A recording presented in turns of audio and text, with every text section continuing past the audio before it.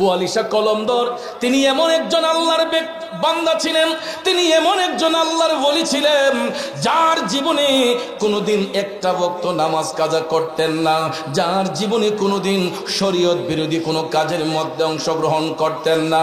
তিনি এমন একজন আল্লাহর ওলি ছিলেন যার মধ্যে কোনোদিন কোনো নারীর লোভ ছিল না, যার মধ্যে কোনোদিন টাকা পয়সার লোভ ছিল না। তিনি সব সময় হরিয়ানা প্রদেশের পানিপত এলাকার মধ্যে তিনি রেওয়াজত করতেন, বন্দেগী করতেন। এমন ভাবে তিনি বন্দেগী করতেন, যখন তিনি উজু করে নফল নামাজ পড়তেন, উজু করে 2 রাকাত নফল নামাজ পড়ার পরে হযরতে বুয়ালি শাহ কলমদর যখন মুরাকাবা করতেন, ওনার মুরাকাবাটা এতই মজবুত ছিল, মুরাকাবা মুশাহাদা করার সঙ্গে সঙ্গে কোনো কোনো সময় দেখা গেছে তিনি মাটি থেকে 0.1 হাত উপরে, মাটি থেকে 0.1 হাত উপরে। তখন হিন্দু তান্ত্রিক যারা ছিল এরা মনে করতো উনি মনে জাদু মন্ত্র জানে, উনি মনে হয় জাদু মন্ত্র জানে। তখন ওই হিন্দুস্তানের বড় বড় তান্ত্রিকরা এরা ঐক্যবদ্ধ হয়েছে যে আপনি কিভাবে মাটি থেকে 0.1 হাত উপরে উঠে যান, এটা কিভাবে সম্ভব। তখন বুয়ালি শাহ কলমদর আল্লাহর ওলি ডাক দিয়ে বললেন, হে তান্ত্রিক ভাইয়েরা, আমি কোন জাদু মন্ত্রের দ্বারা এটা করি না, আমি কোন জাদু মন্ত্রতে বিশ্বাসী নয়। আমি যখন আমার মৌলার প্রেমে ফানা হয়ে যাই, আমি যখন আমার মৌলার প্রেমে ফানা হয়ে যাই, দুনিয়ার কোনো লোভ লালসা, দুনিয়ার কোনো চিন্তা ভাবনা আমার মধ্যে থাকে না। আমি নিজেও জানি না কেমনে আমি মাটি থেকে 0.1 হাত উপরে উঠি। উনি অনয় বিনয় করে বলতেছেন, কিন্তু তান্ত্রিকরা বলতেছে না তুমি জাদুর মাধ্যমে তুমি এটা করতেছ, তাইলে সত্যি যদি তুমি আল্লাহর প্রিয় বান্দা হয়ে থাকো, তুমি পানির উপর দিয়ে একটু হাইটা দেখাইতে পারবানি। সুবহানাল্লাহ কন্যান। এরা মনে করছে যে উনি জাদু মন্ত্রের কারণে এটা করতেছেন। তান্ত্রিকরা বলতেছে তুমি সত্যিকারের যদি আল্লাহর ওলি হয়ে থাকো, আল্লাহ যদি তোমাকে পছন্দই করে থাকে, তাহলে তুমি বুয়ালির কারামতি দেখতে চাই, তুমি পানির উপর দিয়ে হেঁটে যাও, যদি হাঁটতে পারো তাহলে বুঝবো যে তুমি সত্যিকারেরই আল্লাহর বন্ধু। আপনারা বলেন আল্লাহর ওলিদের বেলায় এটা সম্ভব কি সম্ভব না? আল্লাহর ওলিদেরকে এই বেলায়েতে পাওয়ার দিয়েছেন কে? আরো জোরে বলেন কে? দয়াল আল্লাহ রে, কি নাম জপলে পাবো তোমারে, দয়াল আল্লাহ রে, কি নাম জপলে পাবো তোমারে। রাহেলা কল্যাকের বাবাজিরা, আল্লাহ বলি বুয়ালি শাহ কলমদর তান্ত্রিক ভাইদেরকে বললেন, অবশ্যই আমি পানির উপর দিয়ে হাঁটবো, আমি পানির উপরে দাঁড়াইয়া আল্লাহকে সিজদা করব। শুধু জমিনে নয়, যারা মওলার প্রেমে ফানা হয়ে যায় এরা আকাশে বাতাসেও সালাত আদায় করতে পারে, এরা পানির উপরেও জলের উপরেও মওলাকে সিজদা করতে পারে। তান্ত্রিকরা ডাক দিয়ে কয় আমরা মুখের কথা মানি না, তুমি কাজকর্মে দেখাও। বুয়ালি শাহ কলমদর তখন বললেন আমি দেখাইতে পারি, আমারও একটা শর্ত আছে। তখন তান্ত্রিকরা বলে কি শর্ত? বুয়ালি শাহ কলমদর বলেন আমি যদি পানির উপরে দাঁড়িয়ে আল্লাহকে সিজদা করে দেখাতে পারি, তাইলে তোমরা সবাই কালেমা পড়ে মুসলমান হইবা। আমি যদি পানির উপরে দাঁড়িয়ে আল্লাহকে সিজদা করে দেখাতে পারি, তাহলে তোমরা আল্লাহর ইবাদত করবা, তোমরা কালেমা পড়ে সত্য ধর্মে দাখিল হয়ে যাবা, মুসলমান হয়ে যাবা। সমস্ত তান্ত্রিকরা যারা সেখানে জাদুমন্ত্র করত, শত শত তান্ত্রিকরা এরা ওয়াদা করলো বুয়ালি শাহ কলমদরের সাথে যে অবশ্যই যদি আপনি পানির উপরে দাঁড়াইয়া সিজদা করে দেখাতে পারেন, তাহলে আমরা অবশ্যই কালেমা পড়ে মুসলমান হয়ে যাব। হো মৌলাজি তোমার রহিম নামটি থাকিতে আমি পাপী ডুইবা যাইতাম নি, করিম রহিম নামটি তোমার আল্লাহ কাদের গুণী আমি পাপী ডুইবা যাইতাম নি। বন্ধুরা আমার, বাবাজিরা, বুয়ালিশা কলন্দর টপ টপ করে চোখের পানি ছেড়ে কান্দে, ডাক দিয়ে কই আল্লাহ, আমি বুয়ালি এত বড় কথা বলে ফেলেছি, আল্লাহ গো তুমি যদি তোমার গোলামরে কবুল না করো, এই বিধর্মী গুলা সত্য ধর্মে দাখিল হবে না। আল্লাহ আমি বুয়ালি হয়তো জীবনে অন্যায় করে থাকতে পারি, আমি হয়তো কোনো ভুল করতে পারি, আল্লাহ তুমি না বলেছ লা তাকনা তুমি রহমাতিল্লাহ, বান্দারে পাহাড় পরিমাণ গুনাহ করলেও আমার রহমত থেকে বঞ্চিত হইবে না। এই বলিয়া বুয়ালিশা কলন্দর ডাক দিয়া কয় আল্লাহ তুমি সত্যি যদি তোমার খুদায়িত্ব সত্য হয়ে থাকে, আমি অধম বুয়ালি তোমার কাছে ভিক্ষা চাই মওলা, তুমি আমি বুয়ালিরে এমন বেলায়ত দান করো যাতে করে এই কারামতি শক্তির বলে ওই বিধর্মীদেরকে আমি দিনের মধ্যে আনতে পারি। এটা বলার সঙ্গে সঙ্গে আমার আল্লাহর কাছে মায়া হয়ে গেছে। আল্লাহ রাব্বুল আলামিন বুয়ালিশা কলন্দরের ডাক কবুল করে ফেললেন গো। বুয়ালিশা কলন্দরের ডাক আমার আল্লাহর কাছে কবুল হয়ে গেছে। সঙ্গে সঙ্গে তিনি মুরাকাবা মুশাহাদা করিয়া ওনার বগলের মধ্যে যেই নামাজের মুসল্লা ছিল, নামাজের মুসল্লাটা তিনি পানির উপরে ছুঁড়ে মারলেন। পানির উপরে যখন ছুঁড়ে মারলেন অনেকটা দূর দেখা যায় পানির মধ্যে নামাজের মুসল্লাটা গিয়া কেবলামুখী হইয়া নামাজের মুসল্লাটা সুন্দর করে বসে আছে। আল্লাহর ওলি বুয়ালিশা কলন্দর তিনি আমার আল্লাহর উপর তাওয়াক্কুল হইয়া আল্লাহর উপর ভরসা রেখে তিনি ওই নামাজের মুসল্লার মধ্যে ওইটা নামাজ পড়ার জন্য তিনি পানির উপর দিয়া যখন হাঁটতে শুরু করলেন, তান্ত্রিকরা তাকাইয়া দেখতাছে সত্যি সত্যি বুয়ালিশা কলন্দর পানির উপর দিয়া হাইটা হাইটা হাইটা তিনি নামাজের মুসল্লার মধ্যে দাঁড়াইয়া কেবলামুখী হইয়া পানির উপরে। বন্ধুরা আমার, আপনারা বলেন একটা নামাজের মুসল্লার ওজন আর কতটুক হতে পারে? একটা নামাজের মুসল্লা এটা যদি আপনার বেতের হয় বা আপনার এই মকমলের হয়, একটা নামাজের মুসল্লার ওজন সর্বোচ্চ আধা কেজি হইতে পারে, 1 কেজি হতে পারে। আমি ধরলাম 5 কেজি হলো একটা নামাজের মুসল্লা, তো আর এত ভারী হবে না। তাহলে একটা মানুষের ওজন কত? একদম শুকনা মানুষও যদি হয় কমপক্ষে একটা মানুষের ওজন 20 থেকে 30 কেজি হয়। একদম ছোট বাচ্চাও যদি হয়, কথা কোন ঠিক কিনা? সাবালক একটা মানুষ যার উপর নামাজ ফরজ হয়েছে তাদের ওজন কমপক্ষে 30 থেকে 40 হয়, কথা কোন ঠিক না বেঠিক? তাহলে 5 কেজি ওজনের একটা নামাজের মুসল্লার মধ্যে 30-40 কেজি 50-60 কেজি ওজনের একটা মানুষ যদি দাঁড়ায়, এটা কি পানির নিচে ডুবার কথা নাকি ভাসার কথা? নিচের মধ্যে কোনো তক্তা নাই, নিচের মধ্যে শুধু পানি আর পানি। এর উপরে নামাজের মুসল্লা আল্লাহর ওলি বুয়ালি ছেড়ে দিলেন।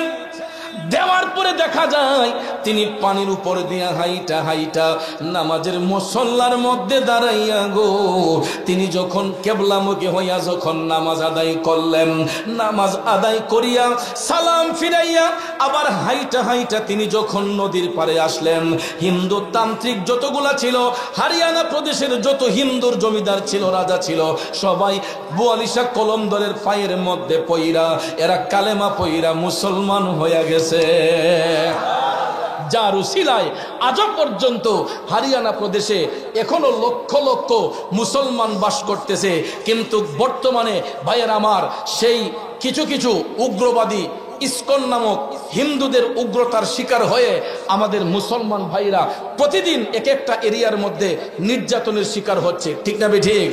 যেই রকম ভাবে ফিলিস্তিনের গাজা এবং রাফাতে যেই রকম ভাবে মুসলিম গণহত্যা চলতেছে, আর নীরবে নিস্তব্ধে আমাদের পার্শ্ববর্তী দেশ ভারতে আমরা সোশ্যাল মিডিয়ার মাধ্যমে দেখতে পাই আমাদের এইরকম মুসলিম ভাই বোনদের উপর নির্যাতন নিপীড়ন এমন ভাবে হচ্ছে যেন মনে হচ্ছে যে যেই রকম ভাবে এজিদের সৈনিকরা নবীর আওলাদদেরকে কতল করেছিল, ভাইয়ের আমার ফিলিস্তিন রাফাতে যেরকম ভাবে মুসলিম গণহত্যা চলছে, নীরবে নিস্তব্ধে আমাদের পার্শ্ববর্তী সীমান্ত ভারতের মধ্যে মুসলিম গণহত্যা চলছে, কথা কোন ঠিক কিনা?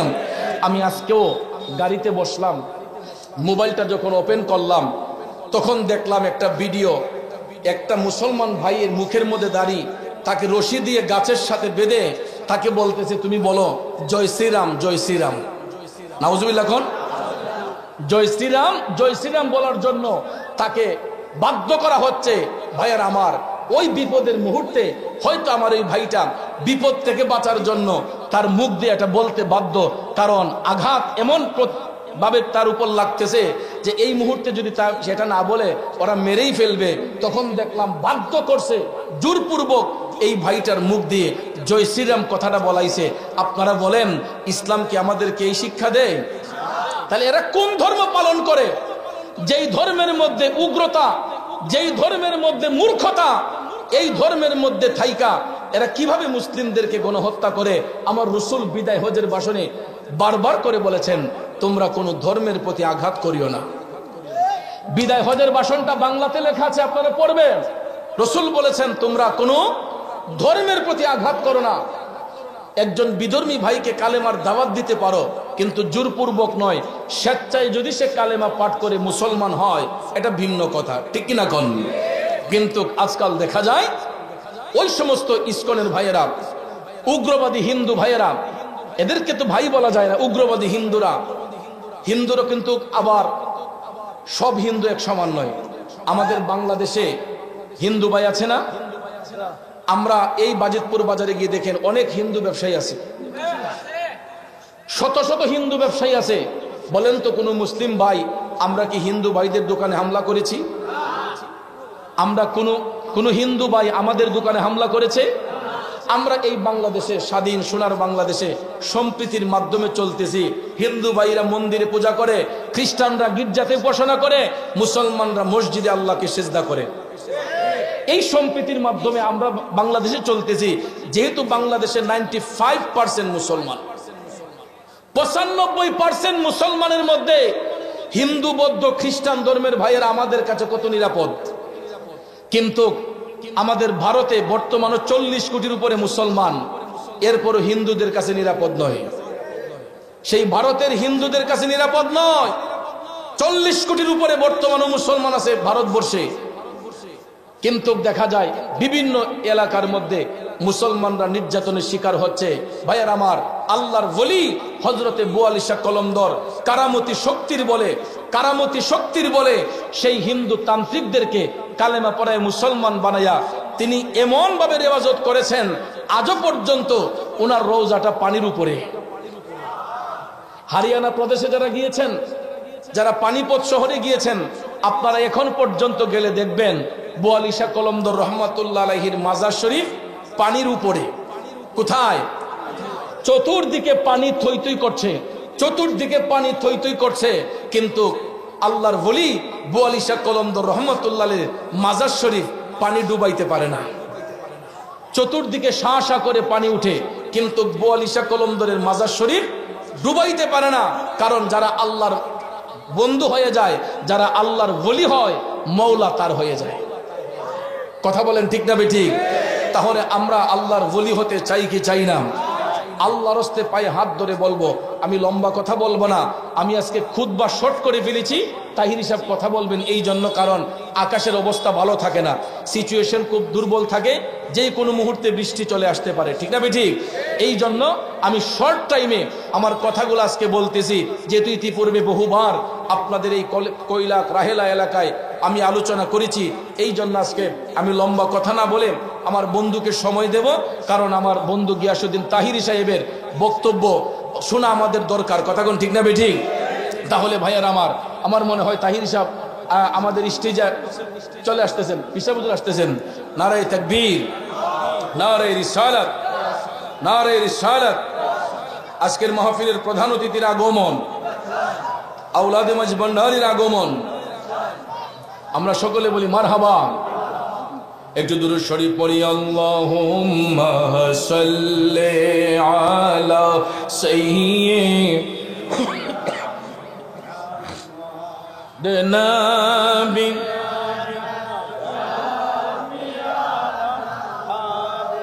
লানা মুহাম্মাদ নবী শাফি মাওলানা মুহাম্মাদ আল্লাহ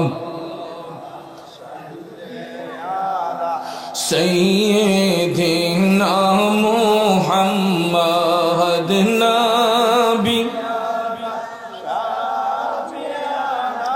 মাওলানা মুহাম্মদ এমন নবীজির উম্মত আমরা, যেই নবীর নাই তুলনা। এমন নবীজির উম্মত আমরা, যেই নবীর নাই তুলনা। যাহার উপর দুরুদ বেজেন দয়াল প্রভু রব্বানা। আল্লাহ সাল্লেন মাশাআল্লাহ মুহাম্মদ নবী শাফি মাওলানা আদনাবিয়ানাম।